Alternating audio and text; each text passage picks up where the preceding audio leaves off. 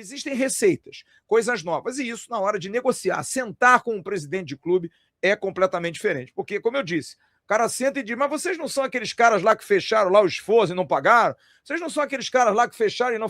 Não. Aqueles caras não estão mais. Hoje somos nós. A gente fez isso, fez aquilo outro.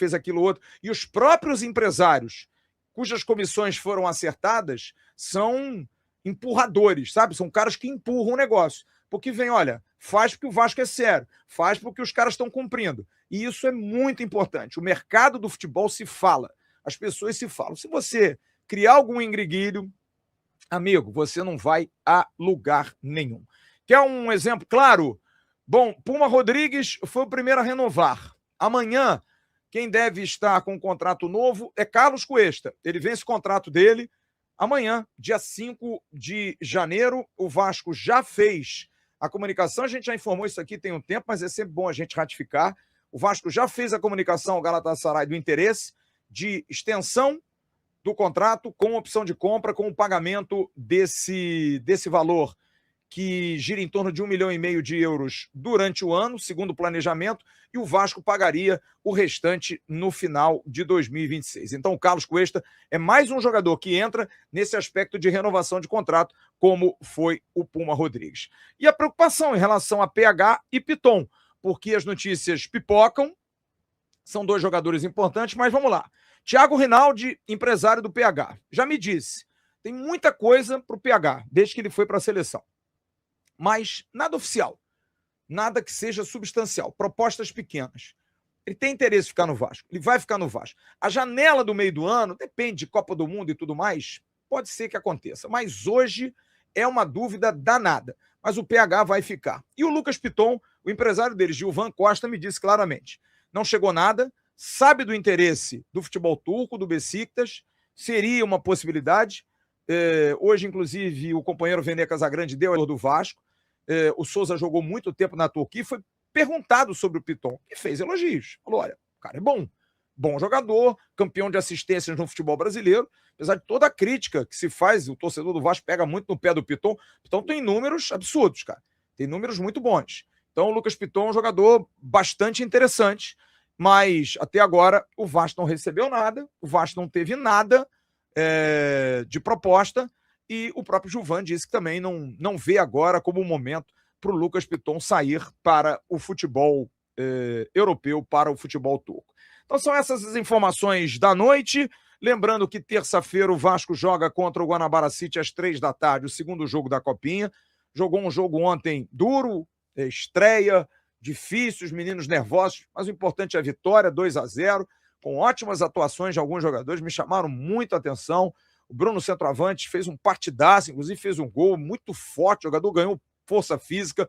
O Lócio, atacante que vai dar muita alegria ao torcedor do Vasco. O Zucarello, como disse o Jean Faísca, fazendo hora no sub-20, jogador que já pode subir. O lateral esquerdo, o Alisson, muito bom jogador grande, comprido, faz a armação jogando por trás, muito bom. Não jogou o Samuel, que é o volante, mas o Ramon Henrique, muito bom também, volante de ótima qualidade. O Vasco tem um ótimo time sub-20, que está lá, treinado pelo controverso Matheus Koropos, mas que vai levando o Vasco. E é claro que dentro de uma pressão. O Koropos é aquele treinador, como todos de base, que tem a preocupação de formar o jogador, mas também tem aquilo e tem que ganhar, porque se ele perde, ele é demitido. Infelizmente, né? Mudou muito isso, está muito mudado. O treinador de base ele tem a preocupação de formação, de oportunizar todo mundo, mas se ele perder, se ele tomar 3 porradas, o Vasco, por exemplo, foi eliminado na primeira fase, ninguém vai querer dizer que ele está fazendo um bom trabalho formando jogadores. Então, é uma necessidade também de se entender isso. Mas gostei. O time do Vasco, bom time, com ótimos jogadores. Felipe Gabriel também firme, é um goleiro que tem que se acreditar. Pode ser aí um reserva imediato do Léo Jardim ou um terceiro goleiro. Acho que precisa ter mais chances nessa temporada de 2026. Enfim, terça-feira, Vasco e Guanabara City, às 15h. Como eu disse, essa semana importante. Questão da Nike. O Vasco deve ter algum movimento aí da Nike para dia 15 fazer sua estreia no campeonato. A gente deve ter mais detalhes aí da nova camisa. Segundo, patrocínio Master, possibilidade grande aí do patrocínio Master ser anunciado. O Vasco quer ter um patrocínio Master pronto, resolvido até o início do campeonato, para esse janeiro. E o potencial construtivo, que, segundo o Renato Brito, da mesma forma, o Renato Brito informou que o recesso meio que deu uma segurada, mas há uma confiança muito grande, a Sod Capital mesmo durante o recesso e pedindo um pouquinho mais de prazo, mantém contato, é interessadíssimo em fazer, não é uma empresa que assinou um memorando, largou e não entra em contato, porque você estranha. Muito pelo contrário, os caras estão afim, estão correndo atrás, estão buscando informação, então eu acho importante que a gente traga isso aqui para o torcedor. O panorama no momento é legal, sabe? Tem muita coisa boa aí para acontecer e a expectativa é grande, cara. Eu trouxe isso aqui na sexta-feira, muitas pessoas não entenderam, mas, enfim, cada dia que passa eu tenho menos vontade de ser claro para quem não consegue entender o básico. Eu recebi um telefonema de uma pessoa ligada ao mercado financeiro em São Paulo que me disse que o assunto lá é a possibilidade do Marcos Lamáquia entrar no Vasco. Se comenta muito que a coisa está muito bem adiantada, muito bem avançada. Já falei isso aqui porque isso me foi falado internamente, não vou citar a fonte.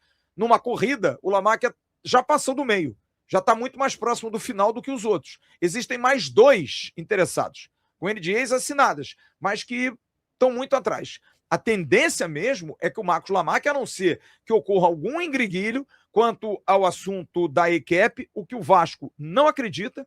Nos 39% não há nenhuma dúvida, a questão da arbitragem de que o Vasco vai conseguir um acordo tranquilo, até porque vai entrar dinheiro de um novo investidor, porque ele está sabendo que precisa pagar por esses 39%, e os 31% a equipe vai ter que aceitar a proposta, porque se não aceitar a proposta é capaz do Vasco ir para o pau, e como fez com a 777, tirar também a equipe da maneira que tem que tirar. Né? Claro que o Vasco quer fazer o acordo certo, direitinho, mas não vai... Não adianta ter choro nem vela com a equipe. O direito dos caras é muito ruim. O que eles fizeram, sabe, é batom na cueca. Eles precisam entender isso. E o Vasco está nessa. Então vai resolver isso aí até março, abril, até pelo menos março, ter tudo assinado com o Marcos Lamáquia e com os seus pares, para poder tocar um Vasco forte ainda nessa temporada de 2026. E aí, meu parceiro? Gostou desse corte? Então se liga nesses aqui que eu tenho certeza que você também vai se amarrar.